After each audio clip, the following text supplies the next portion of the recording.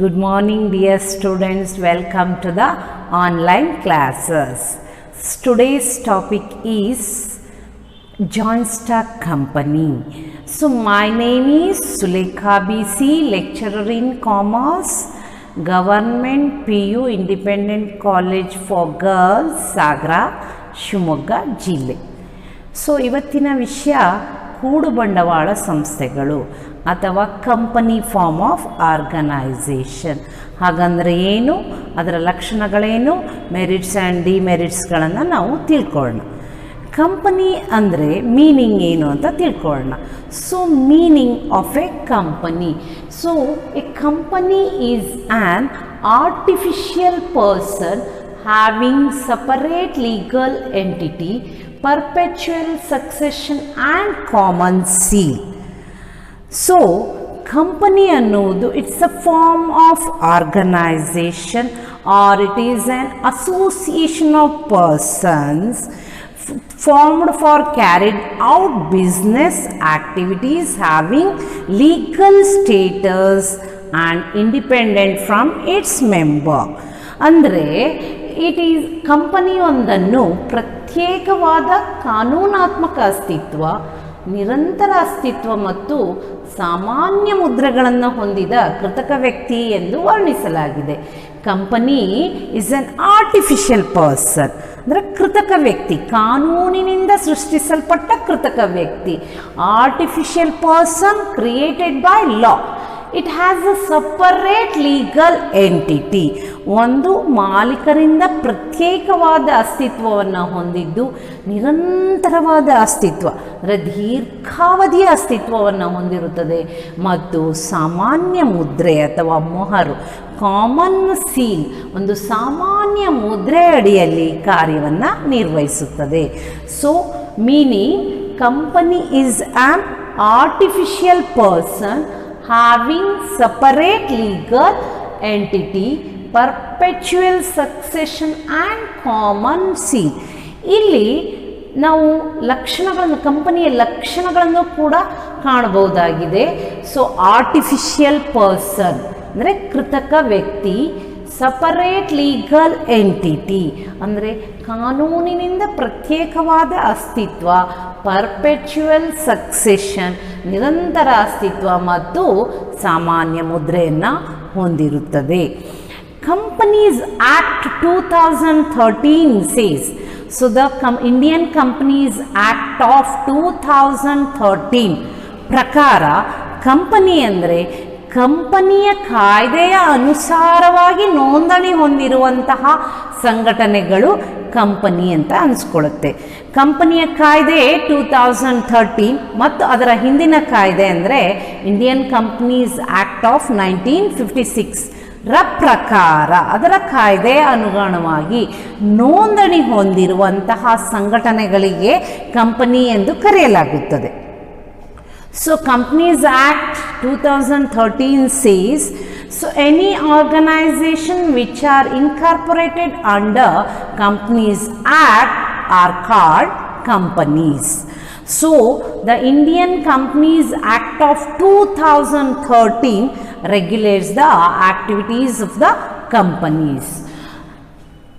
ಈ ಕಂಪನಿಯ ಮೂಲ ಮುಖ್ಯ ಬಂಡವಾಳ ಅಂದರೆ ಷೇರು ಬಂಡವಾಳ. So the major source of capital is share capital. Company can collect the amount of capital from the share holders. So ಇಲ್ಲಿ ಶೇರ್ ಹೋಲ್ಡರ್ಸ್ ಅಂದರೆ ಯಾರು ಅಂದರೆ the one who buys the share. ಷೇರುಗಳನ್ನು ಕೊಂಡುಕೊಂಡವರು ಷೇರುದಾರರಾಗ್ತಾರೆ. And the share holders are the owners of the business. They are called the members of the company. They are the owners of the company and the owners do not have direct control over the activities of the business. The shareholder elect the board of directors and the board of directors are responsible to carry out the day-to-day activities ಅಥವಾ operations of the business. ಅಂದರೆ ಇಲ್ಲಿ ಕಂಪನಿಯ ಬಂಡವಾಳವನ್ನು ಷೇರು ಎಂಬ ಸಣ್ಣ ಘಟಕಗಳನ್ನಾಗಿ ವಿಭಜಿಸಲಾಗುತ್ತದೆ. So share capital is divided into smaller parts of definite value and each part is called shares. ಷೇರು ಅಂದರೆ ಕಂಪನಿಯ ಷೇರು ಬಂಡವಾಳವನ್ನು ನಿರ್ದಿಷ್ಟ ಮೌಲ್ಯದ ಹಲವಾರು ಘಟಕಗಳನ್ನಾಗಿ ವಿಭಜಿಸಲಾಗುತ್ತದೆ. ಆ ಪ್ರತಿಯೊಂದು ಘಟಕಕ್ಕೂ ಷೇರು ಅಂತ ಕರೆಯಲಾಗುತ್ತದೆ. ಅಂದರೆ ಉದಾಹರಣೆ ಮೂಲಕ ಹೇಳೋದಾದರೆ, ಕಂಪನಿ ಒಂದು ಕೋಟಿ ಬಂಡವಾಳವನ್ನು ಸಂಗ್ರಹಿಸಬೇಕು ಅಂತ ಅಂದ್ಕೊಂಡ್ರೆ ಅದು 100 ರೂಪಾಯಿ ಮೌಲ್ಯದ, ಉದಾಹರಣೆಗೆ 100 ರೂಪಾಯಿ ಮೌಲ್ಯದ 1 ಲಕ್ಷ ಷೇರುಗಳನ್ನು ಷೇರುದಾರರಿಗೆ ನೀಡುವುದರ ಮೂಲಕ ಕಂಪನಿ 1 ಕೋಟಿ ಬಂಡವಾಳವನ್ನು ಸಂಗ್ರಹಿಸುತ್ತದೆ. ಅಂದರೆ ಒಂದು ಶೇರನ್ನು ಕೊಂಡುಕೊಂಡ್ರೆ ಆ ಷೇರುದಾರ 100 ರೂಪಾಯಿ ಕೊಡಬೇಕಾಗತ್ತೆ. ಸಿಮಿಲರ್ಲಿ 5 ಶೇರನ್ನು ತೆಗೆದುಕೊಂಡ್ರೆ 500 ರೂಪಾಯಿ ಕೊಡುವುದರ ಮೂಲಕ ಆತ ಕಂಪನಿಯ ಷೇರುದಾರನ ಆಗುತ್ತೆ. ಹೀಗೆ ಹಲವಾರು ಷೇರುದಾರರ ಮೂಲಕ ಬಂಡವಾಳವನ್ನು ಸಂಗ್ರಹಿಸಿ ಹೆಚ್ಚಿನ ಬಂಡವಾಳವನ್ನು ಕಂಪನಿಯು ಹೊಂದಿರುತ್ತದೆ. ಈ ಷೇರನ್ನು ಕೊಂಡುಕೊಂಡವರು ಷೇರುದಾರರಾಗ್ತಾರೆ ಮತ್ತು ಷೇರುದಾರರು ಕಂಪನಿಯ ಮಾಲೀಕರಾಗಿರ್ತಾರೆ. ಕಂಪನಿಯ ಮಾಲೀಕರಿಂದ ಇಲ್ಲಿ ಪ್ರತ್ಯೇಕವಾದ ಅಸ್ತಿತ್ವ ಇರುತ್ತದೆ. ಕಂಪನಿಯ ಆಡಳಿತದಲ್ಲಿ ಕಂಪನಿಯ ಮಾಲೀಕರು ನೇರವಾಗಿ ನಿಯಂತ್ರಣವನ್ನು ಹೊಂದಿರುವುದಿಲ್ಲ. ಕಂಪನಿಯ ಆಡಳಿತದ ಮೇಲೆ ನೇರವಾದ ನಿಯಂತ್ರಣವನ್ನು ಮಾಲೀಕರು ಹೊಂದಿರುವುದಿಲ್ಲ. ಅವರು ನಿರ್ದೇಶಕ ಮಂಡಳಿಯನ್ನು ಆಯ್ಕೆ ಮಾಡ್ತಾರೆ. ಆ ನಿರ್ದೇಶಕ ಮಂಡಳಿಯು ಕಂಪನಿಯ ಆಡಳಿತ ನಿರ್ವಹಣೆಯ ಸಂಪೂರ್ಣ ಜವಾಬ್ದಾರರಾಗಿರ್ತಾರೆ. ಕಂಪನಿಯ ಎಲ್ಲ ಚಟುವಟಿಕೆಗಳ ಮೇಲೆ ನಿಯಂತ್ರಣವನ್ನು ಹೊಂದಿರ್ತಾರೆ. ಈ shares can B freely transferable from one shareholder to another or one person to another. Public limited ಕಂಪನಿಯಲ್ಲಿ, ಪ್ರೈವೇಟ್ ಲಿಮಿಟೆಡ್ ಕಂಪನಿಯಲ್ಲಿ ಷೇರುಗಳನ್ನು ಮುಕ್ತವಾಗಿ ವರ್ಗಾಯಿಸುವಂತಿಲ್ಲ. ಆದರೆ ಸಾರ್ವಜನಿಕ ಕಂಪನಿಗಳ ಷೇರುಗಳು ಮುಕ್ತವಾಗಿ ಒಬ್ಬರಿಂದ ಒಬ್ಬರಿಗೆ ವರ್ಗಾಯಿಸಲ್ಪಡಬಹುದು. ಅಂದರೆ ಇದನ್ನು ಷೇರುಗಳನ್ನು ಮಾರಾಟ ಮಾಡ್ಬೋದು, ಬೇರೆ ಷೇರುಗಳನ್ನು ಕೊಂಡ್ಕೋಬೋದು. So buying and selling of shares can be done through the stock exchange. ಷೇರು ಮಾರುಕಟ್ಟೆಯ ಮೂಲಕ ಷೇರುಗಳನ್ನು ಕೊಂಡ್ಕೊಳ್ಳಬಹುದು ಮತ್ತು ಮಾರಾಟ ಮಾಡಬಹುದು. Stock exchange is the place where shares are bought and sold. ಇನ್ನು ಷೇರು ಮಾರುಕಟ್ಟೆ ಅಥವಾ ಸ್ಟಾಕ್ ಎಕ್ಸ್ಚೇಂಜ್ ಅಂತ ಹೇಳ್ತೀವಿ. ಇದರ ಮೂಲಕ ಯಾವುದೇ ಕಂಪನಿಯ ಷೇರುಗಳನ್ನು ಕೊಂಡ್ಕೋಬಹುದು ಮತ್ತು ಅದು ಬೇಡವೆಂದಲ್ಲಿ ಅದನ್ನು ಮಾರಬಹುದಾಗಿದೆ. ಹೀಗೆ ಷೇರುಗಳು ಮುಕ್ತವಾಗಿ ವರ್ಗಾವಣೆ ಹೊಂದುತ್ತದೆ. ಸೊ ಈಗ ನಾವು ಅದರ ಕಂಪನಿಯ ಲಕ್ಷಣಗಳನ್ನು ತಿಳಿದುಕೊಳ್ಳೋಣ. ಮೊದಲನೇದಾಗಿ artificial person, features of company. The first one is artificial person, ಕೃತಕ ವ್ಯಕ್ತಿ. ಕಂಪನಿಯೊಂದನ್ನು ಕಾನೂನಿನಿಂದ ಸೃಷ್ಟಿಸಲ್ಪಟ್ಟ ಕೃತಕ ವ್ಯಕ್ತಿ ಎಂಬುದಾಗಿ ಹೇಳಲಾಗುತ್ತದೆ. It is an person, artificial person created by law. Just like a natural person, it can own properties, borrow debts and entering into contract, sue and be sued. ಸ್ವಾಭಾವಿಕ ವ್ಯಕ್ತಿಯಂತೆ ಕಂಪನಿಯೊಂದು ತನ್ನ ಹೆಸರಿನಲ್ಲಿ ಆಸ್ತಿಯನ್ನು ಖರೀದಿಸಬಹುದು, ಒಪ್ಪಂದವನ್ನು ಮಾಡಿಕೊಳ್ಳಬಹುದು, ಸಾಲವನ್ನು ಪಡೆಯಬಹುದು ಹಾಗೂ ದಾವೆ ಹೂಡಬಹುದು ಅಥವಾ ಹೂಡಲ್ಪಡಬಹುದು. Unlike a natural person, it can't breathe, eat, drink, talk or run. ಹೇಗೆ ಸ್ವಾಭಾವಿಕ ವ್ಯಕ್ತಿಯಂತೆ ಇದು ಉಸಿರಾಡಲಿಕ್ಕಾಗೋದಿಲ್ಲ, ಮಾತನಾಡಲಿಕ್ಕಾಗೋದಿಲ್ಲ ಹಾಗೂ ತಿನ್ನಕ್ಕಾಗೋದಿಲ್ಲ. ಆದ್ದರಿಂದ ಇದನ್ನು ನಾವು ಕೃತಕ ವ್ಯಕ್ತಿ ಅಂತ ಹೇಳಲಾಗುತ್ತದೆ. ಸೊ ಹೇಗೆ ಒಬ್ಬ ವ್ಯಕ್ತಿಗಿರುವಂತಹ ಎಲ್ಲ ಹಕ್ಕನ್ನು ಹೊಂದಿರುತ್ತದೆ, ಇದು ಆಸ್ತಿಯನ್ನು ಹೊಂದಬಹುದಾಗಿದೆ. It can own property by the name of the company, it can borrow debts, ಸಾಲವನ್ನು ಪಡೆಯಬಹುದಾಗಿದೆ, ಒಪ್ಪಂದಕ್ಕೆ ಮಾಡ್ಕೋಬಹುದಾಗಿದೆ. It can enter into contract and be sued, ದಾವೆ ಹೂಡಬಹುದು ಅಥವಾ ಇತರರಿಂದ ದಾವೆಯನ್ನು ಹೂಡಲ್ಪಡಬಹುದು. ಆದ್ದರಿಂದ ಇದನ್ನು ಕೃತಕ ವ್ಯಕ್ತಿ, ಕಾನೂನಿನಿಂದ ಸೃಷ್ಟಿಸಲ್ಪಟ್ಟ ಕೃತಕ ವ್ಯಕ್ತಿ ಎಂದು ಕರೆಯಲಾಗುತ್ತದೆ. Then second one, separate legal entity. ಇದರ ಅರ್ಥ ಕಾನೂನಿನಿಂದ ಪ್ರತ್ಯೇಕವಾದ ಅಸ್ತಿತ್ವ. From the day of its incorporation, so it has a separate existence from its member. ನೋಂದಣಿ ಆದ ದಿನದಿಂದಲೇ ಇದು ತನ್ನ ಸದಸ್ಯರಿಂದ ಪ್ರತ್ಯೇಕವಾದ ಅಸ್ತಿತ್ವವನ್ನು ಹೊಂದಿರುತ್ತದೆ. ಇಲ್ಲಿ the ownership and management is separate and so the company's assets and liabilities are different from the owners or members' assets and liability. The law does not recognize the company and its members are one and the same. ಕಾನೂನು company ಮತ್ತು ಅದರ ಸದಸ್ಯರು ಒಂದೇ ಎಂದು ಪರಿಗಣಿಸೋದಿಲ್ಲ. ಇಲ್ಲಿ ಕಂಪನಿಯೇ ಬೇರೆ, ಅದಕ್ಕೆ ಪ್ರತ್ಯೇಕವಾದ ಕಾನೂನಾತ್ಮಕ ಅಸ್ತಿತ್ವವನ್ನು ಹೊಂದಿರುತ್ತದೆ ಮತ್ತು ಅದರ ಸದಸ್ಯರೇ ಬೇರೆ. ಕಂಪನಿಯ ಆಸ್ತಿ ಮತ್ತು ಹೊಣೆಗಾರಿಕೆಗಳೇ ಬೇರೆ ಮತ್ತು ಸದಸ್ಯರ ಆಸ್ತಿ ಮತ್ತು ಹೊಣೆಗಾರಿಕೆಗಳೇ ಬೇರೆ.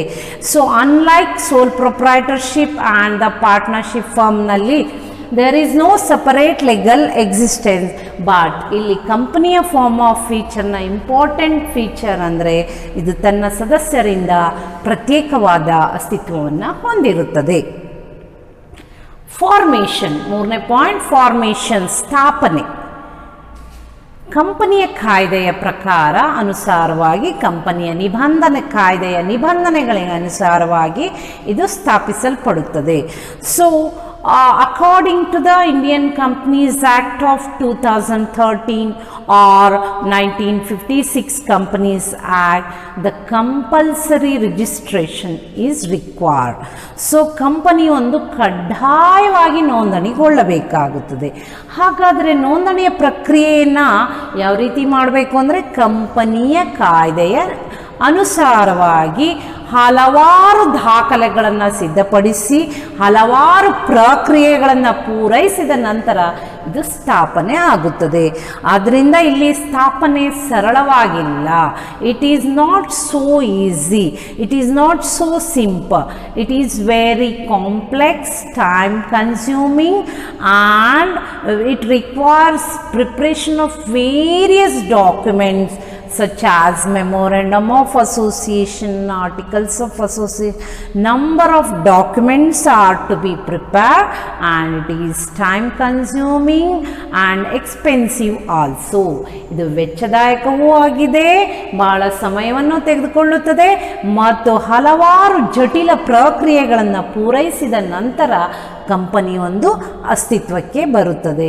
ಸೊ ಇಲ್ಲಿ ಕಂಪನಿ ಅಸ್ತಿತ್ವಕ್ಕೆ ಬರಬೇಕು ಅಂದರೆ ಕಂಪನಿಯ ಕಾಯ್ದೆಯ ಅನುಸಾರವಾಗಿ ನೋಂದಣಿ ಹೊಂದುವುದು ಕಡ್ಡಾಯವಾಗಿರುತ್ತದೆ. Compulsory registration is required according to the companies Act. So it is very lengthy process, ಬಹಳ ಅತ್ಯಂತ ದೀರ್ಘವಾದ ಪ್ರಕ್ರಿಯೆಯನ್ನು ಹೊಂದಿರುತ್ತದೆ and time consuming and it is very complex in nature also. ಬಹಳ ಸಂಕೀರ್ಣತೆಯಿಂದ ಕೂಡಿರುವಂತಹ ಸ್ಥಾಪನೆ, ಸ್ವಲ್ಪ ಜಟಿಲವಾಗಿರುತ್ತದೆ ಮತ್ತು ದೀರ್ಘ ಪ್ರಕ್ರಿಯೆಯನ್ನು ಒಳಗೊಂಡಿರುವುದರಿಂದ ಸ್ಥಾಪನೆ ಅಷ್ಟು ಸುಲಭವಲ್ಲ, ಅಷ್ಟು ಸರಳವಲ್ಲ. Next feature is the perpetual succession, ಅಂದರೆ ಕಂಟಿನ್ಯೂಯಸ್ ಎಕ್ಸಿಸ್ಟೆನ್ಸ್, ನಿರಂತರವಾದ ಅಸ್ತಿತ್ವ. ಇಲ್ಲಿ ಕಂಪನಿ ದೀರ್ಘವಾದ ಅಸ್ತಿತ್ವವನ್ನು ಹೊಂದಿರುತ್ತದೆ. It runs for a very longer period. It does not close by the death or resignation, retirement of or insolvency or insanity of any member. Members may come, members may go, but the company exists for a very long period. ಅಂದರೆ ಇದು ನಿರಂತರವಾದ ಅಸ್ತಿತ್ವವನ್ನು ಹೊಂದಿರುತ್ತದೆ. ಹೇಗೆ ಕಂಪನಿಯ ಕಾಯ್ದೆಯ ಅನುಸಾರವಾಗಿ ಸ್ಥಾಪನೆ ಆಗಬೇಕು, ಕಂಪನಿಯ ಕಾಯ್ದೆಯ ಅನುಸಾರವಾಗಿ ಇದು ವಿಸರ್ಜನೆಗೊಳ್ಳಬೇಕಾಗುತ್ತದೆ.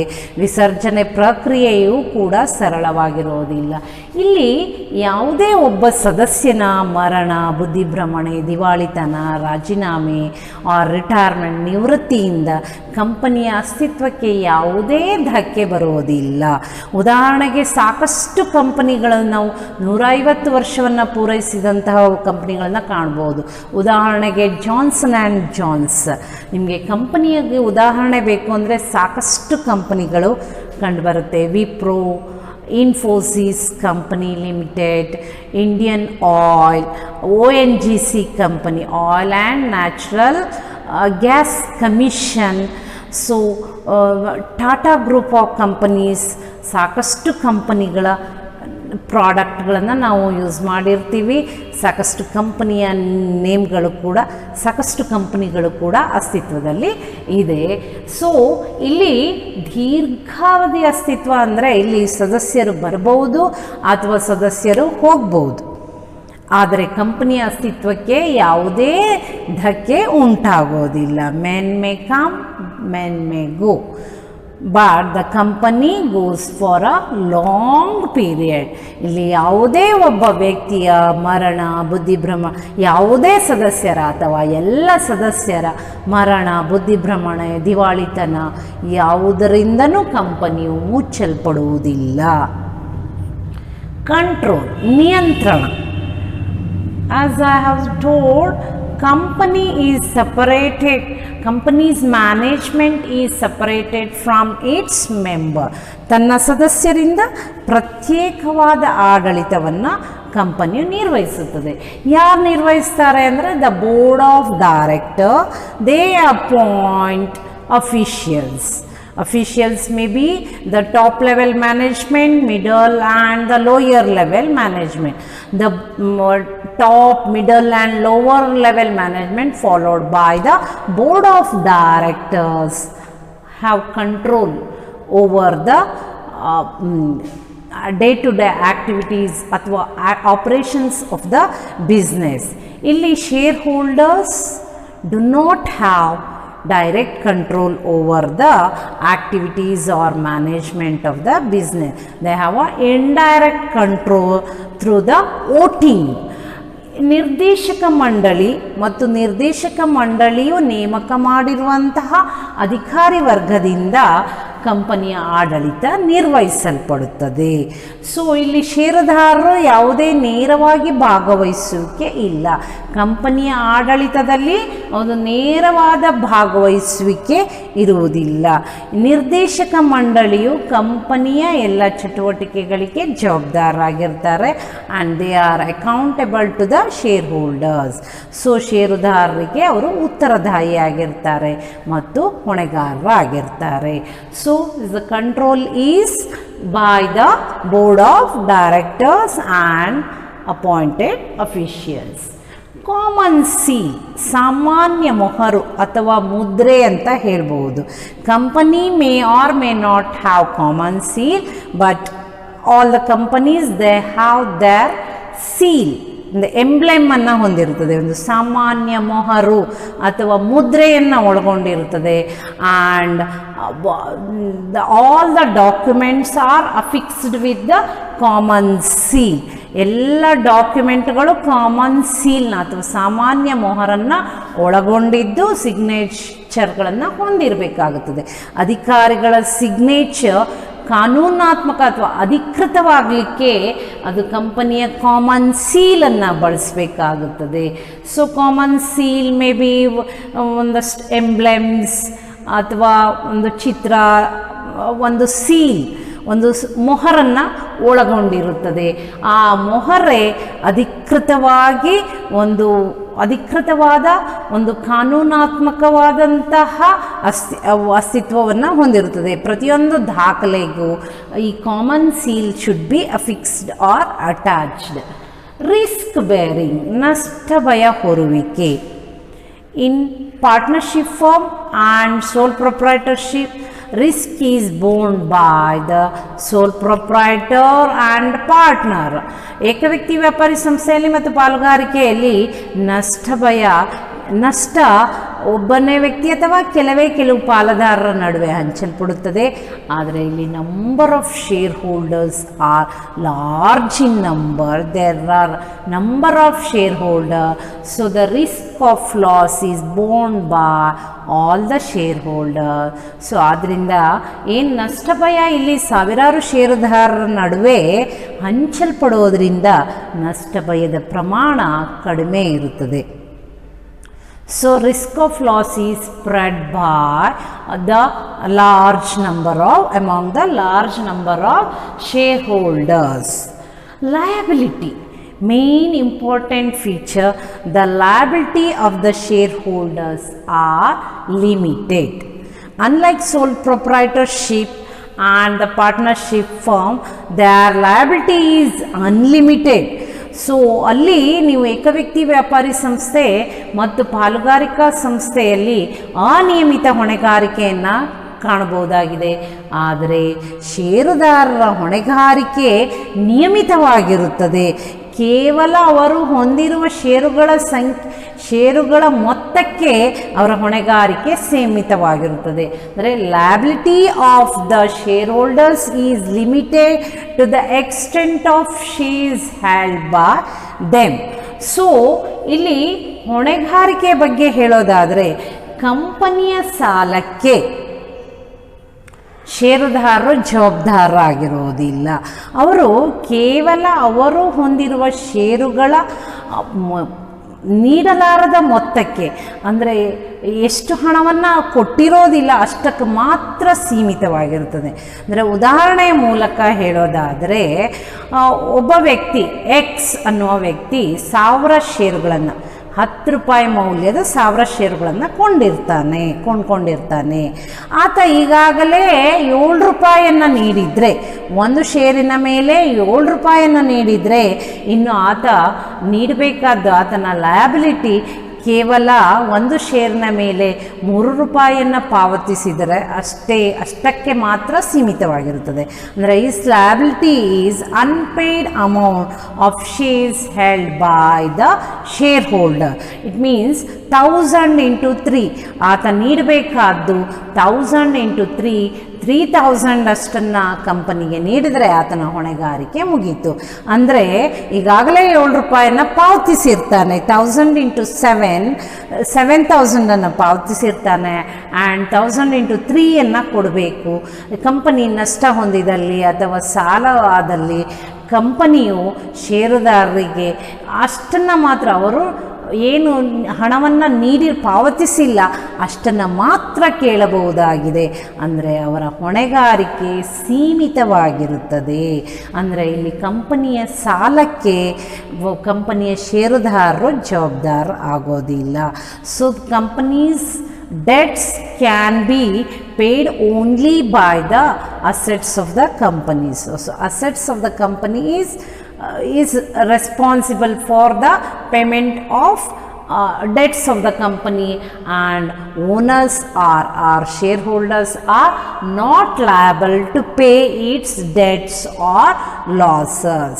So their liability is limited only to the extent of the shares held by them. ಅಂದರೆ ಅವರ ಹೊಣೆಗಾರಿಕೆ ಅವರು ಹೊಂದಿರುವ ಷೇರುಗಳ ಬೆಲೆಗೆ ಅಥವಾ ಷೇರುಗಳ ಮೊತ್ತಕ್ಕೆ ಮಾತ್ರ ಸೀಮಿತವಾಗಿರುತ್ತದೆ. These about the features of a joint stock company. So ಇಲ್ಲಿ 4 ಮಾರ್ಕ್ಸ್ ಕ್ವಶನ್ ಇರುತ್ತೆ. ನೀವು 4 ಪಾಯಿಂಟ್ಸನ್ನು ಕಲ್ತ್ಕೋಬೇಕಾಗತ್ತೆ, ಎಲ್ಲವನ್ನೂ ಕೂಡ ಕಲ್ತ್ಕೋಬೇಕಾಗುತ್ತೆ. And you have to explain about the 4 features. ಇಲ್ಲಿ 4 ಮಾರ್ಕ್ಸಿನ ಪ್ರಶ್ನೆ ಆಗಿದ್ದು ಕಂಪನಿಯ ಲಕ್ಷಣಗಳನ್ನು ಕೇಳ್ತಾರೆ. ನೀವು ಯಾವುದಾದರೂ 4 ಲಕ್ಷಣಗಳನ್ನು ವಿವರಣೆಯ ಜೊತೆಗೆ ನೀಡಬೇಕಾಗುತ್ತದೆ.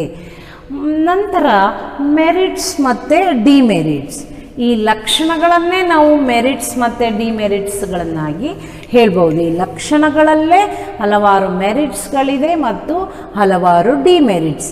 Merits also as for 4 marks question and limitations ಅಥವಾ demerits also as for any 4 ಅನ್ನೋದನ್ನು ಕೇಳಲಾಗುತ್ತೆ. ಅಥವಾ 8 ಮಾರ್ಕ್ಸಿಗೆ 4 ಮೆರಿಟ್ಸನ್ನು ಹೇಳಿ 4 ಡಿಮೆರಿಟ್ಸನ್ನು ಹೇಳಿ ಅಂತ ಹೇಳ್ಬೋದು.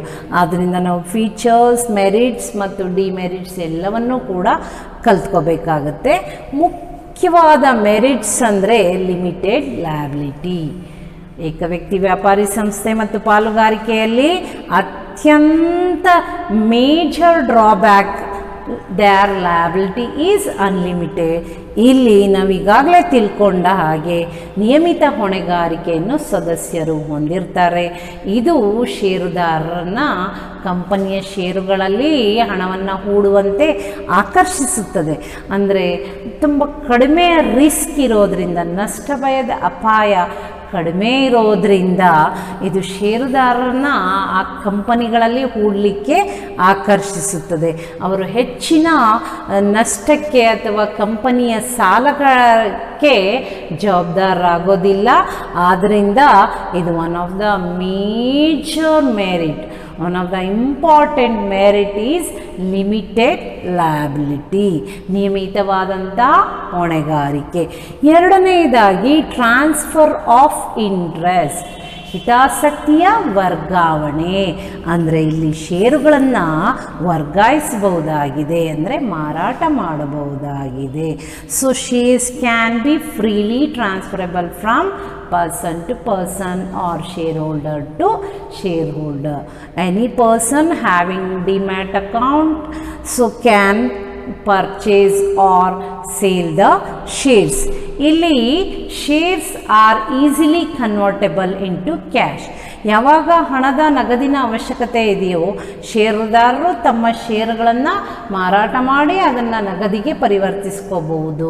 ಮತ್ತು ಯಾವುದೇ ಕಂಪನಿಯ ಷೇರುಗಳು ಲಾಭದಾಯಕ ಅಲ್ಲ ಅಂತ ಅನಿಸಿದಾಗ ಅವರು ಅದನ್ನು ಮಾರಾಟ ಮಾಡಬಹುದು. ಆದ್ದರಿಂದ it avoids blockage of investment. ಒಂದು ಇನ್ವೆಸ್ಟ್ಮೆಂಟ್ ಹೂಡಿಕೆ ಅನ್ನೋದು ಬ್ಲಾಕ್ ಆಗಿರೋದಿಲ್ಲ. ಸೊ ನಾವು ಅದನ್ನು ಸುಲಭವಾಗಿ ನಗದಿಗೆ ವರ್ಗಾಯಿಸಲ್ಪಡ್ಬೋದಾದ್ರಿಂದ ಷೇರುದಾರರನ್ನು ಇದು ಆಕರ್ಷಿಸುತ್ತದೆ. ಇದು ಹೂಡಿಕೆಗೆ ಒಂದು ಅವಕಾಶವನ್ನು ಮಾಡಿಕೊಡುತ್ತದೆ ಕಂಪನಿ. ಇಲ್ಲಿ ಅಪಾಯ ಕಡಿಮೆ ಇರುತ್ತದೆ, ಹೊಣೆಗಾರಿಕೆ ಸೀಮಿತವಾಗಿರುತ್ತದೆ, ರಿಸ್ಕ್ ಆಫ್ ಲಾಸ್ ಕಡಿಮೆ ಇರುತ್ತದೆ. ಮತ್ತು shares can be freely transferable, ಅಂದರೆ ಸೇಲ್ ಮಾಡಬಹುದಾಗಿದೆ ಷೇರುಗಳನ್ನು. Only in public limited companies. Private limited ಕಂಪನೀಸಲ್ಲಿ, ಖಾಸಗಿ ಕಂಪನಿಗಳಲ್ಲಿ ಷೇರುಗಳ ಮುಕ್ತ ವರ್ಗಾವಣೆ ಇರೋದಿಲ್ಲ. ನಾವು ಸಾರ್ವಜನಿಕ ಕಂಪನಿಗಳಲ್ಲಿ ಷೇರುಗಳ ವರ್ಗಾವಣೆಯನ್ನು ಕಂಡುಬರುತ್ತದೆ. ಆದ್ದರಿಂದ ಇದು ಒಂದು ಹೂಡಿಕೆಗೆ ಕಂಪನಿಗಳು ಬಹಳ ಉತ್ತಮವಾದಂತಹ ಒಂದು ಅವಕಾಶ ಅಂತ ಹೇಳ್ಬೋದು. ಪರ್ಪೆಚುವಲ್ ಎಕ್ಸಿಸ್ಟೆನ್ಸ್, ನಿರಂತರವಾದ ಅಸ್ತಿತ್ವ. ಈಗಾಗಲೇ ನಾವು ಲಕ್ಷಣಗಳಲ್ಲಿ ಹೇಳಿದ್ದೀವಿ. ಕಂಪನಿಯು ಯಾವುದೇ ವ್ಯಕ್ತಿ ಅಂದರೆ ಅದರ ಸದಸ್ಯರ ಮರಣ, ಬುದ್ಧಿಭ್ರಮಣೆ, ದಿವಾಳಿತನದಿಂದ ಬಾಧಿಸಲ್ಪಡೋದಿಲ್ಲ. ದೀರ್ಘವಾದ ಅವಧಿಯಲ್ಲಿ ಕಂಪನಿಯು ಕಾರ್ಯವನ್ನು ನಿರ್ವಹಿಸುತ್ತದೆ. ಅಂದರೆ it can be liquidated only according to the companies act which is very difficult. ಹೇಗೆ ಸ್ಥಾಪನೆ ಅನ್ನೋದು ಕಷ್ಟಕರವಾಗುತ್ತದೆ, ಅದರ ವಿಸರ್ಜನೆ ಅಥವಾ ಮುಚ್ಚುವಿಕೆ ಕೂಡ, ವೈಂಡಿಂಗ್ ಅಪ್ ಪ್ರೊಸೀಜರ್ ಕೂಡ ಡಿಫಿಕಲ್ಟ್ ಇರುತ್ತದೆ. ಮತ್ತು ಅದು ಬಹಳ ದೀರ್ಘಾವಧಿಯಲ್ಲಿ ಕಾರ್ಯವನ್ನು ನಿರ್ವಹಿಸುತ್ತದೆ. ಬಹಳ ಮುಖ್ಯವಾದ ನಾವು ಮೆರಿಟ್ ಅಂತ ಹೇಳ್ಬೋದು. ಸ್ಕೋಪ್ ಫಾರ್ ಎಕ್ಸ್ಪೆನ್ಷನ್, ವಿಸ್ತರಣೆಗೆ ಅವಕಾಶ. ಅಂದರೆ ಬೃಹತ್ ಪ್ರಮಾಣದ ವ್ಯವಹಾರವನ್ನು ಕೈಗೆತ್ತಿಕೊಳ್ಳಲು ಇಲ್ಲಿ ಅವಕಾಶವಿರುತ್ತದೆ. Because of huge financial resources. ಕಂಪನಿಯೊಂದು ಷೇರುಗಳ ಮೂಲಕ ಬೃಹತ್ ಬೃಹತ್ ಹಣಕಾಸಿನ ಸಂಪನ್ನುಗಳನ್ನು ಹೊಂದಿರುವುದರಿಂದ ಇಲ್ಲಿ business can be expanded in large scale. ಒಂದು ಬೃಹತ್ ಪ್ರಮಾಣದ ವ್ಯವಹಾರವನ್ನು ಕೈಗೆತ್ತಿಕೊಳ್ಳಬಹುದು. ಇದು ಹೂಡಿಕೆದಾರರನ್ನ ಹಲವಾರು ಕಾರಣಗಳಿಂದ ಹೂಡಿಕೆದಾರರು ಕಂಪನಿಯ ಷೇರುಗಳಲ್ಲಿ ಹೂಡಿಕೆ ಮಾಡಲಿಕ್ಕೆ ಬಯಸ್ತಾರೆ. And it provides higher rate of return, ಅತ್ಯಂತ ಹೆಚ್ಚು ಪ್ರತಿಫಲವನ್ನು ಕೂಡ ಪಡೆದುಕೊಳ್ಬಹುದಾಗಿದೆ. ಮತ್ತು ಇದು ಸಾಲಗಳನ್ನು ಕೂಡ ಬ್ಯಾಂಕ್ಸ್ ಆ್ಯಂಡ್ ಫೈನಾನ್ಷಿಯಲ್ ಇನ್ಸ್ಟಿಟ್ಯೂಷನ್ನಿಂದ ಪಡೆದುಕೊಳ್ಳಬಹುದಾಗಿದೆ. ಹಣಕಾಸು ಸಂಸ್ಥೆಗಳಿಂದ ಬ್ಯಾಂಕುಗಳಿಂದ ಸಾಲಗಳನ್ನು ಕೂಡ ಸಂಗ್ರಹಿಸಿ ಅತಿ ಹೆಚ್ಚು ಬಂಡವಾಳವನ್ನು ಹೊಂದಿರಬಹುದಾಗಿದೆ. ಆದ್ದರಿಂದ ಇದು ಬೃಹತ್ ಪ್ರಮಾಣದ ವ್ಯವಹಾರಕ್ಕೆ ಅವಕಾಶವನ್ನು ಮಾಡಿಕೊಡುತ್ತದೆ. ಸೊ ಕಂಪನಿ ಒಂದು ಬಹಳ ವಿಸ್ತಾರವಾದಂತಹ ವ್ಯಾಪಾರವನ್ನು ಮಾಡಲಿಕ್ಕೆ ಅವಕಾಶವನ್ನು ಹೊಂದಿರುತ್ತದೆ. ಅಂದರೆ it can carry out a large scale operations because of its huge financial resources. It can expand the business throughout national or international level. Okay, professional management ಅಂದರೆ ವೃತ್ತಿಪರವಾದಂತಹ ಆಡಳಿತದ ನಿರ್ವಹಣೆ. ಇಲ್ಲಿ company has huge financial resource. It can afford to pay high salaries for its official. Company ಒಂದು ಬೃಹತ್ ಬಂಡವಾಳವನ್ನು ಅಥವಾ ಹಣಕಾಸು ಸಂಪನ್ಮೂಲಗಳನ್ನು ಹೊಂದಿರೋದ್ರಿಂದ it can appoint highly qualified personnel for its management. ಅದು ಅತ್ಯಂತ ಯೋಗ್ಯವುಳ್ಳ ಒಂದು ಒಳ್ಳೆಯ ಎಕ್ಸ್ಪರ್ಟೈಸ್ ಆರ್ ಸ್ಪೆಷಲೈಸ್ ಇರುವಂತಹ ವ್ಯಕ್ತಿಗಳನ್ನು ತನ್ನ ನೌಕರರಾಗಿ ನೇಮಕ ಮಾಡ್ಕೋಬೋದು. ತನ್ನ ಆಡಳಿತಕ್ಕಾಗಿ ವೃತ್ತಿಪರರನ್ನು ನೇಮಕ ಮಾಡಿಕೊಳ್ಳುವಂತಹ ಸಾಮರ್ಥ್ಯವನ್ನು ಅದು ಹೊಂದಿರುತ್ತದೆ. So they are employees R experts and specialists in particular area, and it's a large scale business provides scope for the division of work. Work can be divided into different departments like purchase department, production, marketing department, finance department, and each department is headed by the experts or specialists. They are experts in their activities or in their field. So it increases efficiency, greater efficiency ನ ನಾವು ಕಾಣಬಹುದಾಗಿದೆ. ಇಲ್ಲಿ ಅತ್ಯಂತ ವೃತ್ತಿಪರರಿಂದ ಆಡಳಿತ ನಿರ್ವಹಿಸಲ್ಪಡೋದ್ರಿಂದ ಆ ವೃತ್ತಿಪರತೆಯ ಪ್ರಯೋಜನವನ್ನು ಪಡೆದುಕೊಂಡು company ಒಂದು ದಕ್ಷಯುತವಾಗಿ ಒಂದು ಲಾಭಯುತವಾಗಿ ಕಾರ್ಯವನ್ನು ನಿರ್ವಹಿಸಬಹುದಾಗಿದೆ. ಒಂದು it can make a balanced decision making, ಒಂದು ಉತ್ತಮವಾದ ನಿರ್ಣಯವನ್ನು ತೆಗೆದುಕೊಂಡು ಒಂದು ಗ್ರೇಟರ್ ಎಫಿಷಿಯನ್ಸಿಯನ್ನು ಲೀಡ್ ಮಾಡಬಹುದಾಗಿದೆ. ಒಂದು ಹೆಚ್ಚಿನ ದಕ್ಷಯುತವಾಗಿ ಇದು ಕಾರ್ಯನಿರ್ವಹಿಸಲಿಕ್ಕೆ ಸಾಧ್ಯವಾಗುತ್ತದೆ. Because of their employees they can appoint highly qualified personnel for their management. ಇವಿಷ್ಟು ಮೆರಿಟ್ಸ್. ಮುಖ್ಯವಾಗಿ ಲಿಮಿಟೆಡ್ ಲಯಬಿಲಿಟಿ, ನಿಯಮಿತ ಹೊಣೆಗಾರಿಕೆ, ಟ್ರಾನ್ಸ್ಫರ್ ಆಫ್ ಇಂಟ್ರೆಸ್ಟ್, ಹಿತಾಸಕ್ತಿಯ ವರ್ಗಾವಣೆ, ಪರ್ಪೆಚುವಲ್ ಎಕ್ಸಿಸ್ಟೆನ್ಸ್ ಮೀನ್ಸ್ ನಿರಂತರವಾದ ಅಸ್ತಿತ್ವ, ಸ್ಕೋಪ್ ಫಾರ್ ಎಕ್ಸ್ಪ್ಯಾನ್ಷನ್ ವಿಸ್ತರಣೆಗೆ ಅವಕಾಶ ಇದೆ, ಪ್ರೊಫೆಷನಲ್ ಮ್ಯಾನೇಜ್ಮೆಂಟ್ ವೃತ್ತಿಪರವಾದ ಆಡಳಿತವನ್ನು ಕಾಣಬಹುದಾಗಿದೆ. ಈಗ ಲಿಮಿಟೇಷನ್ಸ್ ಅಥವಾ ಡಿಮೆರಿಟ್ಸ್ ಆಫ್ ಎ ಕಂಪನಿಯು ಕೂಡ ಹಲವಾರು ಡಿಮೆರಿಟ್ಸ್ಗಳನ್ನು ಹೊಂದಿದೆ. ಮುಖ್ಯವಾಗಿ ಕಾಂಪ್ಲೆಕ್ಸಿಟಿ ಇನ್ಫಾರ್ಮೇಷನ್. ನಾನು ಈಗಾಗಲೇ ತಿಳಿಸಿದಂತೆ ಕಂಪನಿಯ ಕಾಯ್ದೆಯ ನಿಬಂಧನೆಗೆ ಅನುಸಾರವಾಗಿ ಕಂಪನಿ ಸ್ಥಾಪಿಸಲ್ಪಡಬೇಕಾಗುತ್ತದೆ. ಇದು ಅತ್ಯಂತ ಜಟಿಲವಾದ ಪ್ರಕ್ರಿಯೆ, ದೀರ್ಘವಾದ ಪ್ರಕ್ರಿಯೆ and expensive time consuming also. It's not so easy like sole proprietorship or partnership firm. ಪಾಲುಗಾರಿಕೆ ಅಥವಾ ಏಕವ್ಯಕ್ತಿ ವ್ಯಾಪಾರಿ ಸಂಸ್ಥೆಯಷ್ಟು ಸುಲಭವಾಗಿ ಸ್ಥಾಪನೆ ಸಾಧ್ಯವಾಗುವುದಿಲ್ಲ. ಹಲವಾರು ಕಂಪನಿಯ ಕಾಯ್ದೆಯ ನಿಯಮಗಳಿಗೆ ಅನುಸಾರವಾಗಿ ಹಲವಾರು ದಾಖಲೆಗಳನ್ನು ಸಿದ್ಧಪಡಿಸಿ ಏನು ಕಂಪನಿಯೊಂದನ್ನು ಸ್ಥಾಪಿಸಬೇಕಾದ್ರಿಂದ ಸಂಕೀರ್ಣತೆ, ಸ್ಥಾಪನೆಯಲ್ಲಿ ಸಂಕೀರ್ಣತೆಯನ್ನು ಕಾಣಬಹುದಾಗಿದೆ. ಕಾಂಪ್ಲೆಕ್ಸಿಟಿ ಇನ್ಫಾರ್ಮೇಷನ್ ಮೀನ್ಸ್ ಸ್ಥಾಪನೆಯಲ್ಲಿ ಸಂಕೀರ್ಣತೆ, ಸರಳವಾದುದು ಅಲ್ಲ. Then lack of secrecy, secrecy cannot be maintain, ಗೌಪ್ಯತೆಯ ಕೊರತೆ, ಇಲ್ಲಿ ರಹಸ್ಯಗಳನ್ನು ಕಾಪಾಡಲಿಕ್ಕೆ ಸಾಧ್ಯವಾಗುವುದಿಲ್ಲ.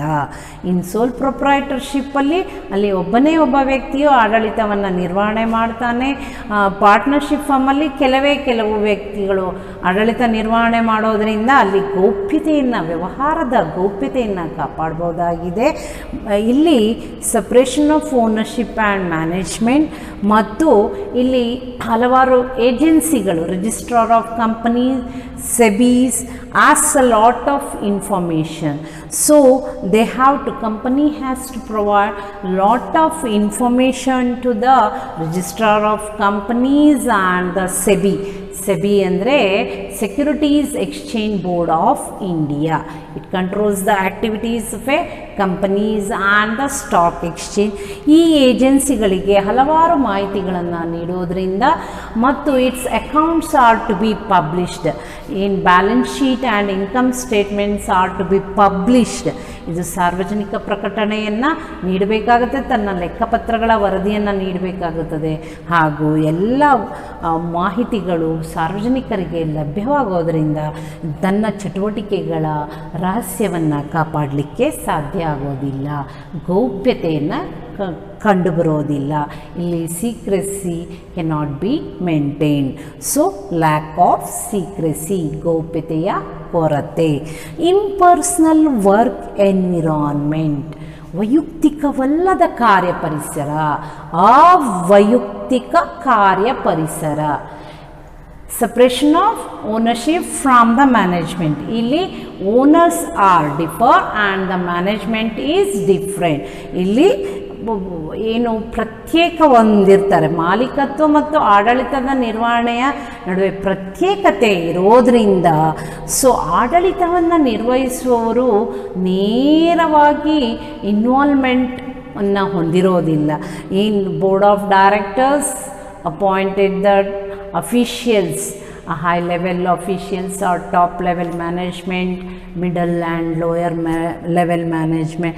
Their effort is less in company's operation and their involvement is also less. ಅವರ ಏನು ಶ್ರಮ ಬಹಳ ಕಡಿಮೆ ಕಂಡು ಬರುತ್ತದೆ, ಅಥವಾ ಅವರು ಇನ್ವಾಲ್ವ್ಮೆಂಟ್, ಅವರ ಭಾಗವಹಿಸುವಿಕೆ ಕೂಡ ಕಡಿಮೆ ಇರ್ಬೋದು. ಯಾಕೆಂದರೆ ಅವರು ಮಾಲೀಕರಾಗಿರೋದಿಲ್ಲ ಮತ್ತು ಕಂಪನಿಯ ಲಾಭ ಮತ್ತು ನಷ್ಟವಾಗಿ ನೇರವಾಗಿ ಹೊಣೆಗಾರರಾಗೋದಿಲ್ಲ. ಅದರಿಂದ ಇಲ್ಲಿ personal contact with the personal touch with the customers or creditors is not found. ಅಂದರೆ ಇಲ್ಲಿ ಗ್ರಾಹಕರ ಜೊತೆಗೆ ಅಥವಾ ಸಾಲಿಗರೊಂದಿಗೆ ಕಂಪನಿಯ ಆಡಳಿತವನ್ನು ನಡೆಸುವವರು ನೇರವಾಗಿ ಒಂದು ವೈಯಕ್ತಿಕವಾದಂತಹ ಸಂಪರ್ಕವನ್ನು ಹೊಂದಿರೋದಿಲ್ಲ. ಆ್ಯಂಡ್ ಲಾರ್ಜ್ ಸ್ಕೇಲ್ ಆಪ್ರೇಷನ್ ಇರೋದರಿಂದ ಅದು ಸಾಧ್ಯವೂ ಕೂಡ ಆಗೋದಿಲ್ಲ. ಆದ್ದರಿಂದ ಇಲ್ಲಿ ಒಂದು ವೈಯಕ್ತಿಕವಾದಂತಹ ಒಂದು ಕಾರ್ಯಪರಿಸರ ಕಂಡುಬರೋದಿಲ್ಲ. ಇಂಪರ್ಸನಲ್ ವರ್ಕ್ ಎನ್ವಿರಾನ್ಮೆಂಟ್, ಏನು ಪೇಯ್ಡ್ ಅಫಿಷಿಯಲ್ಸ್ ಅಥವಾ ಏನು officials, they do not show the interest or involvement in their work. It may be okay. Numerous regulation, ಹಲವಾರು ಕಟ್ಟುಪಾಡುಗಳು, ಅನೇಕ ಕಟ್ಟುಪಾಡುಗಳು. ಕಂಪನಿಯ ಕಾಯ್ದೆ 2013 ಪ್ರಕಾರ ಹಲವಾರು ಕಟ್ಟುಪಾಡುಗಳನ್ನು ಕಂಡುಬರುತ್ತದೆ. ಕಂಪನಿಯ ದೈನಂದಿನ ಕಾರ್ಯಚಟುವಟಿಕೆಗಳಲ್ಲಿ number of regulations are to be followed according to the companies Act, registrar of companies and the SEBI. So they have to provide a lot of information and they have to get a number of certificates. This reduce the freedom of working. ಒಂದು ಅವರ ಕಾರ್ಯದಲ್ಲಿ ಸ್ವತಂತ್ರ ಕಂಡು ಬರೋದಿಲ್ಲ, ಕಂಪನಿಯ ಕಾರ್ಯನಿರ್ವಹಣೆಯಲ್ಲಿ ಸ್ವತಂತ್ರ ಇರೋದಿಲ್ಲ. ಹಲವಾರು ಕಟ್ಟುಪಾಡುಗಳಿರುತ್ತದೆ, ಹಲವಾರು ನಿಬಂಧನೆಗಳಿರುತ್ತದೆ, ಹಲವಾರು ಸರ್ಟಿಫಿಕೇಟ್ಗಳನ್ನು ಡಿಫ್ರೆಂಟ್ ಏಜೆನ್ಸಿಯಿಂದ ಪಡ್ಕೊಳ್ಬೇಕಾದ್ರಿಂದ ಇವರು ಕಾರ್ಯನಿರ್ವಹಿಸುವಲ್ಲಿ ಏನು ತೊಂದರೆಯನ್ನು ಅನುಭವಿಸ್ತಾರೆ ಅಥವಾ ಕಾರ್ಯನಿರ್ವಹಿಸುವಲ್ಲಿ ಸ್ವಾತಂತ್ರ್ಯ ಇರುವುದಿಲ್ಲ ಮತ್ತು ಅದು ಟೈಮ್ ಕನ್ಸ್ಯೂಮಿಂಗ್ ಆ್ಯಂಡ್ ಎಫರ್ಟ್ ಜಾಸ್ತಿ ಶ್ರಮವನ್ನು ಹೆಚ್ಚು ವಹಿಸಬೇಕಾಗುತ್ತದೆ ಕಾರ್ಯನಿರ್ವಹಣೆಯಲ್ಲಿ ಮತ್ತು ವಿಳಂಬ ಕೂಡ ಕಾರ್ಯನಿರ್ವಹಣೆಯಲ್ಲಿ ವಿಳಂಬವನ್ನು ಕಂಡುಬರುತ್ತದೆ. ಆಡಳಿತಾತ್ಮಕ ಸ್ವಾತಂತ್ರ್ಯ ಇರೋದಿಲ್ಲ. ಕಾರ್ಯನಿರ್ವಹಣೆಯಲ್ಲಿ ಹಲವಾರು ನಿಬಂಧನೆಗಳನ್ನು ಅನುಸರಿಸಬೇಕು, ಹಲವಾರು ಕಟ್ಟುಪಾಡುಗಳನ್ನು ಅನುಸರಿಸಬೇಕಾಗೋದ್ರಿಂದ number of regulations they have to follow. So it is found to be difficult or limitations ಅಂದರೆ ಅದು ಅವರ ಸ್ವಾತಂತ್ರ್ಯವನ್ನು ಕಡಿಮೆ ಮಾಡುತ್ತದೆ. Delay in decision making. Yes, so ವಿಳಂಬವನ್ನು ತೆಗೆದುಕೊಳ್ಳುವಲ್ಲಿ ನಿರ್ಧಾರವನ್ನು ತೆಗೆದುಕೊಳ್ಳುವಲ್ಲಿ ವಿಳಂಬವನ್ನು ಕಾಣ್ತೀವಿ. ಡಿಲೇ, ನಿರ್ಧಾರವನ್ನು ಸುಲಭವಾಗಿ ತೆಗೆದುಕೊಳ್ಳಲಿಕ್ಕೆ ಆಗೋದಿಲ್ಲ. ಇಲ್ಲಿ board of directors and top officials, followed by the middle level management and lower level management. Proposals or projects are to be undertaken becomes very delay in decision making. ಇಲ್ಲಿ ನಿರ್ಧಾರವನ್ನು ಸುಲಭವಾಗಿ ತೆಗೆದುಕೊಳ್ಳಿಕ್ಕಾಗೋದಿಲ್ಲ. ನಿರ್ದೇಶಕ ಮಂಡಳಿ ಅದಕ್ಕೆ ಅನುಸಾರವಾಗಿ ಉನ್ನತ, ಮಧ್ಯಮ ಮತ್ತು ಕೆಳ ಹಂತದ ಅಧಿಕಾರಿಗಳೊಂದಿಗೆ ಚರ್ಚಿಸಬೇಕಾಗುತ್ತದೆ ಮತ್ತು ನಿರ್ಧಾರವನ್ನು ತೆಗೆದುಕೊಳ್ಳುವಲ್ಲಿ ವಿಳಂಬವಾಗುತ್ತದೆ ಮತ್ತು ಅದರ ಕಮ್ಯುನಿಕೇಷನ್, ಅವರ ನಡುವೆ ಸಂವಹನ ಕೂಡ ವಿಳಂಬವಾಗುತ್ತದೆ ಮತ್ತು ನಿರ್ಧಾರಗಳನ್ನು ತೆಗೆದುಕೊಂಡ ನಂತರ ಅದನ್ನು ಕಾರ್ಯರೂಪಕ್ಕೆ ತರುವಲ್ಲಿ ಕೂಡ ವಿಳಂಬವಾಗುತ್ತದೆ. ಇದು ಇಮ್ಮಿಡಿಯೇಟಾಗಿ ಅವರು ಯಾವುದೇ ಆ್ಯಕ್ಷನನ್ನು ಆಡಳಿತ ಮಂಡಳಿ ಇರುತ್ತದೆ ಅವರು ಸುಲಭವಾಗಿ ನಿರ್ಧಾರಗಳನ್ನು ತೆಗೆದುಕೊಳ್ಳಲಿಕ್ಕೆ ಆಗೋದಿಲ್ಲ. ಅಲ್ಲಿ ಹಲವಾರು ನಿಬಂಧನೆಗಳಿರುತ್ತದೆ ಮತ್ತು they have to follow the rules and the proper communication ಮೂಲಕ ಥ್ರೂ ದ ಪ್ರಾಪರ್ ಚಾನಲ್ಗಳ ಮೂಲಕ ನಿರ್ಧಾರವನ್ನು ತೆಗೆದುಕೋಬೇಕು ಮತ್ತು ನಿರ್ಧಾರವನ್ನು ಕಾರ್ಯರೂಪಕ್ಕೆ ತರುವಲ್ಲಿ ಕೂಡ ವಿಳಂಬವಾಗುತ್ತದೆ. ಆಲ್ ಆಫ್ ಎ ಸಡನ್ ಯಾವುದೇ ಡಿಸಿಷನನ್ನು ತೆಗೆದುಕೊಳ್ಳಿಕ್ಕಾಗೋದಿಲ್ಲ ಮತ್ತು ಅದನ್ನು ಕಾರ್ಯರೂಪಕ್ಕೆ ತರೋಕ್ಕಾಗೋದಿಲ್ಲ. ಇದು ಮೇಜರ್ ಲಿಮಿಟೇಷನ್ಸ್. ಡಿಲೇ ಆಗುತ್ತದೆ. ಯಾವುದೇ decision making becomes very delay. Oligarchic management. Oligarchy means ಅಲ್ಪಸಂಖ್ಯೆಯ ಸಮೂಹದ ಆಡಳಿತ ನಿರ್ವಹಣೆ. ಅಂದರೆ ಇದು ಡೆಮೋಕ್ರೆಟಿಕ್ ಪ್ರಿನ್ಸಿಪಲ್ ಮೇಲೆ ಕಾರ್ಯನಿರ್ವಹಿಸುತ್ತದೆ. ಒಂದು ಜಾಯಿಂಟ್ ಸ್ಟಾಕ್ ಕಂಪನಿ ಅನ್ನೋದು ಬೇಸ್ಡ್ ಆನ್ ಡೆಮೋಕ್ರೆಟಿಕ್ ಪ್ರಿನ್ಸಿಪಲ್ ಅಂದರೆ ಪ್ರಜಾಪ್ರಭುತ್ವ ಮಾದರಿಯ ಆಡಳಿತವನ್ನು ಕಂಡುಬರುತ್ತದೆ. ಇಲ್ಲಿ ಷೇರುದಾರರು ನಿರ್ದೇಶಕರನ್ನು ಆಯ್ಕೆ ಮಾಡಬೇಕು ಮತ್ತು ನಿರ್ದೇಶಕರು ಕಾರ್ಯನಿರ್ವಹಿಸ್ತಾರೆ ಮತ್ತು ಷೇರುದಾರರಿಗೆ ವರದಿಯನ್ನು ಅಥವಾ ಅವರ ನಿರ್ಣಯಗಳನ್ನು ವರದಿಯನ್ನು ನೀಡಬೇಕಾಗಿರುತ್ತದೆ. ಷೇರುದಾರರು large number of share holders are spread in all over the countries. So ಷೇರುದಾರರು ಇಡೀ ದೇಶದಾದ್ಯಂತ ಹರಡಿ ಹೋಗಿರೋದ್ರಿಂದ very few in number attend the general meeting. So ವೋಟಿಂಗ್ಗಳ ಮೂಲಕ, ಮತದಾನದ ಮೂಲಕ ಯಾವುದೇ ನಿರ್ಣಯವನ್ನು ತೆಗೆದುಕೋಬೇಕಾಗುತ್ತದೆ. ಆದರೆ ಷೇರುದಾರರ ಭಾಗವಹಿಸುವಿಕೆ ಅತ್ಯಂತ ಅಲ್ಪವಾಗಿರೋದ್ರಿಂದ ನಿರ್ದೇಶಕ ಮಂಡಳಿಯೇ ಅತ್ಯಂತ ಮಹತ್ವದ ಸ್ಥಾನವನ್ನು ಹೊಂದಿರ್ತಾರೆ. ಆ ನಿರ್ದೇಶಕ ಮಂಡಳಿಯವರು ಅವರೇ ಕೆಲವೊಂದು ನಿರ್ಧಾರಗಳನ್ನು ಸ್ವತಂತ್ರವಾಗಿ ತೆಗೆದುಕೊಂಡಾಗ ಅದು ಷೇರುದಾರರಿಗೆ ಅತೃಪ್ತಿಯನ್ನು ಉಂಟು ಮಾಡಬಹುದು. ಷೇರುದಾರರು dissatisfied with the decisions of the management. So ಅದರಿಂದ ಕೆಲವೇ ವ್ಯಕ್ತಿಗಳ ಕೈಯಲ್ಲಿ ನಿರ್ಧಾರ ತೆಗೆದುಕೊಳ್ಳಬಹುದಾಗಿದೆ.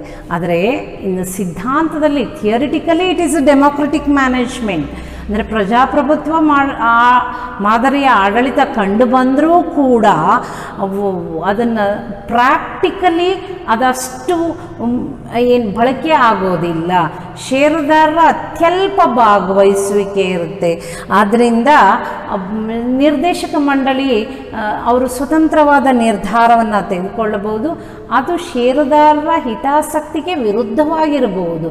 ತಮ್ಮ ಹಿತಾಸಕ್ತಿಗೆ ಅನುಗುಣವಾಗಿ ನಿರ್ದೇಶಕ ಮಂಡಳಿ ನಿರ್ಧಾರವನ್ನು ತೆಗೆದುಕೊಳ್ಳುವಂತಹ ಸಾಧ್ಯತೆ ಇರುತ್ತೆ. ಅಂದರೆ ಅಲ್ಪಸಂಖ್ಯೆಯ ಸಮೂಹದ ಆಡಳಿತ ನಿರ್ವಹಣೆ.